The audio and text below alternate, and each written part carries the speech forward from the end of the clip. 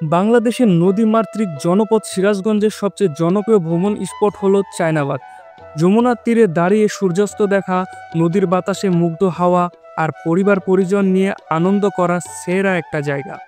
শুধু ভাঙন বোধে নয়, আজ চায়নাবাদ হয়ে উঠেছে বিনোদন আর ভ্রমণ প্রেমিকদের জন্য আকর্ষণ। চলুন আজ দেখে আসি সিরাজগঞ্জের সেই চায়নাবাদ।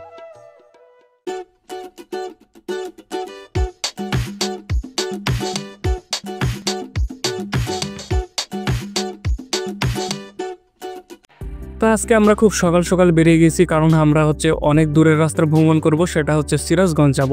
আজকে আমরা মূলত সিরাজগঞ্জের চায়নাবাদটা দেখব। তো আমরা মোটামুটি অনেক সকাল সকাল বের হয়ে গেছিলাম, যাতে রাস্তাটা ফাঁকা থাকে, খুব তাড়াতাড়ি আমরা যাইতে পারি। তো আপনারা যারা বাইকে ট্যুর করেন তারা অবশ্যই ভোর ভোর যাওয়ার চেষ্টা করবেন, তাহলে রাস্তাটা ফাঁকা থাকে, খুব তাড়াতাড়ি আপনারা আরামসে টান দিয়ে গন্তব্যস্থলে পৌঁছে যেতে পারবেন। তো আমরা খুব তাড়াতাড়ি যাওয়া শুরু করি এবং রাজশাহী থেকে আমরা যাচ্ছি সিরাজগঞ্জের চায়নাবাদ দেখতে। তো আমরা যাইতে থাকি, ভিডিও দেখতে থাকুন, রাস্তার দৃশ্য একটু দেখুন। আর সবচেয়ে বড় কথা আজকে আমরা ভোরে যখন উঠি তখন থেকে বৃষ্টি শুরু হয়েছে, এমনকি সিরাজগঞ্জ যাওয়া পর্যন্ত বৃষ্টি হয়েছে। আপনারা ভিডিও দেখে বুঝতে পারছেন যে আমরা বৃষ্টির মধ্যে যাওয়া শুরু করছি। এবার বলি কোন রাস্তা দিয়ে গেলে বাইকে ভালো হবে। সেটা যদি আপনারা রাজশাহী, বগুড়া কিংবা উত্তরবঙ্গের দিক থেকে আসেন, তো প্রথমে আপনারা ঢাকা রাজশাহীর মহাসড়ক ধরে আসবেন, তারপর হাটি কামরুল মোড় দিয়ে সিরাজগঞ্জ শহরে ঢুকে পড়বেন। শহরে ঢোকার পর সরাসরি যমুনা নদীর পার ঘেঁষে চায়নাবাদের দিকে চলে যাবেন। আর ঢাকার দিক থেকে আসলে ঢাকা থেকে বের হয়ে ঢাকা টাঙ্গাইল রাস্তা ধরে বঙ্গোপসাগর পার হয়ে আসতে হবে, তারপর সিরাজগঞ্জ শহরের দিকে ঢুকতে হবে এবং শহরের ভিতর দিয়ে যমুনা নদীর তীরে চায়নাবাদে পৌঁছে যাবেন। আর রাস্তার অবস্থা কেমন সেটা বলি। মহাসড়কগুলো অনেক ভালো, বাইকে আসলে কম ঝামেলা হবে। শহরে ঢোকার পর নদীর ধারে রাস্তা দিয়ে গেলে যাত্রাপথে সুন্দর সুন্দর দৃশ্য উপভোগ করতে পারবেন। বিশেষ করে বিকালের দিকে গেলে হাওয়া এবং যমুনা নদীর দৃশ্য একেবারে অন্যরকম লাগে, তাই আপনারা বিকালের দিকে আসার চেষ্টা করবেন। সবাইকে স্বাগতম আজকের ভ্রমণ কাহিনীতে। আজকে আমি আপনাদের নিয়ে যাচ্ছি সিরাজগঞ্জ জেলার একটি অসাধারণ ভ্রমণ স্পটে, সেটার নাম চায়নাবাদ। সিরাজগঞ্জ শহরের খুব কাছে যমুনা নদীর তীরে এই চায়নাবাদটি তৈরি করা হয়েছে।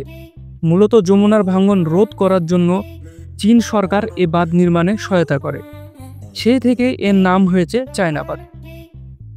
এখানে গেলে প্রথমেই চোখে পড়বে বিশাল যমুনা নদীর সৌন্দর্য। দূরে দিগন্ত পর্যন্ত জলের বিস্তার, আর তার সাথে বাতাসের স্রোত, মনে হবে যেন সমুদ্র তীরে দাঁড়িয়ে আছি। বিশেষ করে বিকালের দিকে যখন সূর্য অস্ত হয়, পুরো আকাশ লালচে রঙে ভরে যায়, আর যমুনা নদীর পানিতে সেই রং প্রতিফলিত হয়ে এক অপূর্ব দৃশ্য তৈরি করে। স্থানীয় ও দূরের মানুষের কাছে এই জায়গাটি এখন একটি জনপ্রিয় পিকনিক স্পট। ছুটির দিনে পরিবার পরিজন, বন্ধু বান্ধব নিয়ে অনেকেই এখানে ঘুরতে আসেন। অনেকে নদীর ধারে বসে আড্ডা দেন, আবার কেউ বা ছবি তুলতে ব্যস্ত থাকেন। অনেকেই বাইসাইকেল, মোটরসাইকেল বা প্রাইভেট কারে এসে ঘন্টার পর ঘন্টা সময় কাটান।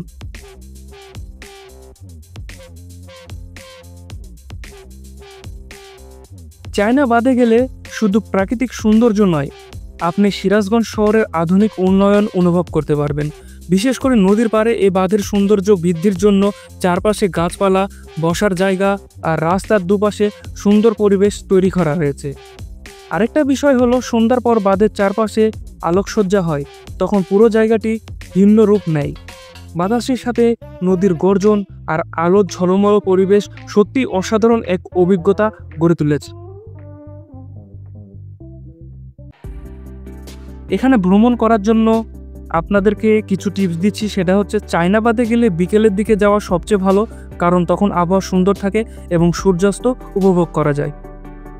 চাইলে নাস্তা পানি সাথে নিয়ে যেতে পারেন, যদিও আশেপাশে কিছু দোকান আছে। আর হ্যাঁ, ছবি তুলতে ভুলবেন না, কারণ প্রতিটি মুহূর্তই এখানে স্মৃতিময় হয়ে থাকবে। সব মিলিয়ে বলা যায়, সিরাজগঞ্জের চায়নাবাদ শুধু ভাঙন রোধের একটি প্রকল্প নয়, বরং এখানে মানুষের কাছে একটি বিনোদন কেন্দ্র ও স্পট কেন্দ্র হিসেবে গড়ে উঠেছে। তো ভিডিও দেখে বুঝতে পেরেছেন জায়গাটা কতটা সুন্দর। মানে মূলত প্রবলেম হয়ে গেছে যে আমরা এখানে যেদিন ট্যুর দিই সেদিন হচ্ছে প্রচুর পরিমাণ বৃষ্টি হয়েছে। রাজশাহী থেকে বাইকে আসছিলাম, সিরাজগঞ্জ আসা পর্যন্ত বৃষ্টি, প্লাস যাওয়ার সময়ও বৃষ্টি হয়েছে। মানে বৃষ্টিতে একদম পুরাই ভিজে গেছি, যার কারণে তেমন একটা এখানে ঘুরতে পারেননি। তারপরও যতটুকু আপনাদেরকে বলে দিচ্ছি, আশা করছি বুঝতে পেরেছেন জায়গাটা কতটা সুন্দর। তো আপনারা চাইলে বিকালে আসতে পারেন, অনেক উপভোগ করতে পারেন। এবং বৃষ্টির কারণে মানুষজন হয় না, তো অনেক মানুষজন এখানে হয়। আপনার ভিডিও দেখে বুঝতে পারছেন জায়গাটা কতটা সুন্দর। তো আশা করছি ভিডিও দেখার পর আপনারা যদি যারা ঘুরতে পছন্দ করেন তারা অবশ্যই এখানে আসবেন। আর সিরাজগঞ্জ কীভাবে আসবেন, আপনারা বাসেও আসতে পারেন, তারপরে হচ্ছে ট্রেনেও আসতে পারেন, কোনো সমস্যা নাই। আর যারা বাইক লাভার তারা আমাদের মতো বাইকেও ঘুরতে পারেন, কোনো সমস্যা নাই। তো আশা করছি বুঝতে পেরেছেন সিরাজগঞ্জে আপনারা কীভাবে আসবেন কিংবা চায়নাবাটটা কীভাবে দেখবেন। আশা করছি সকল তথ্য আপনাদেরকে দিয়ে দিয়েছি। তো আমার ভিডিও যদি ভালো লেগে থাকে তাহলে সাবস্ক্রাইব করে আমার সঙ্গেই থাকবেন। আর ভিডিওটি যদি ফেসবুক থেকে দেখেন তাহলে পেজটি ফলো দিয়ে রাখবেন। ধন্যবাদ।